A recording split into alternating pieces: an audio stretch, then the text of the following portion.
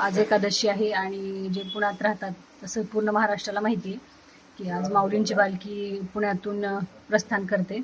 तर आज आम्ही पालखीच्या दर्शनासाठी निघत आहे. पूजा वगैरे आवरलेली आहे. नाश्त्यासाठी मी पोहे बनवत आहे. पोहे झालेले आहेत.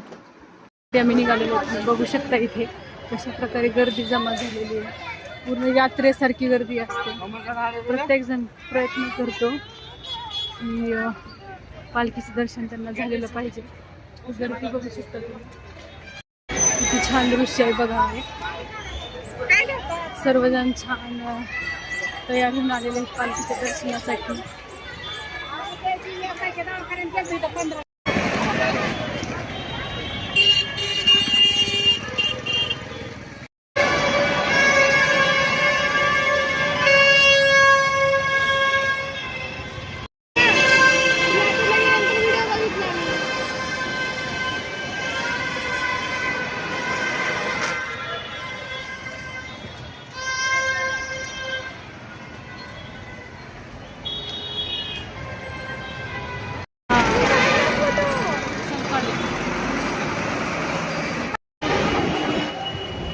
पालखीची लोक निघाले आहेत.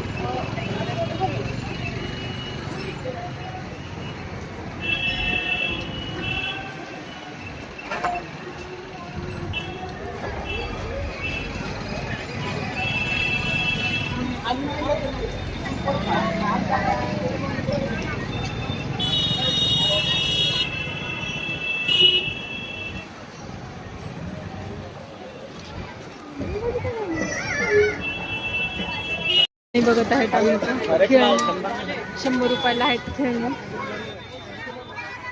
मॉलमध्ये ही मजा नसते कधी कधी. ही गर्दी बघू शकता तुम्ही किती भयंकर गर्दी आहे.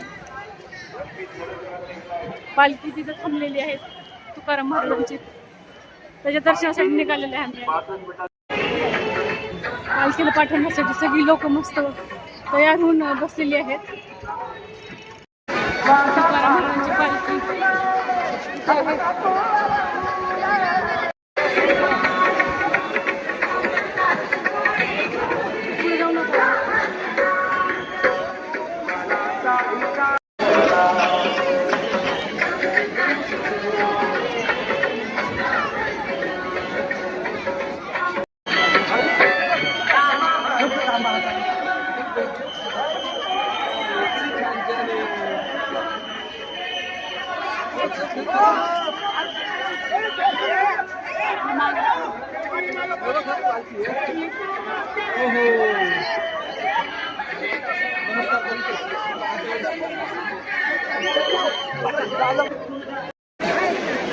पालखीला पाठवण्यासाठी किती गर्दी आहे बघू शकता तुम्ही.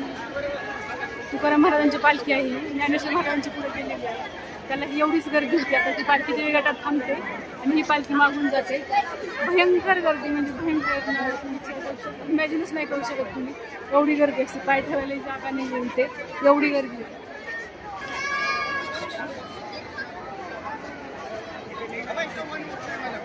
पाऊस जरी असता तरी एवढीच गर्दी असली असती. लोक आले असते कारण की श्रद्धा आहे शेवटी लोकांची.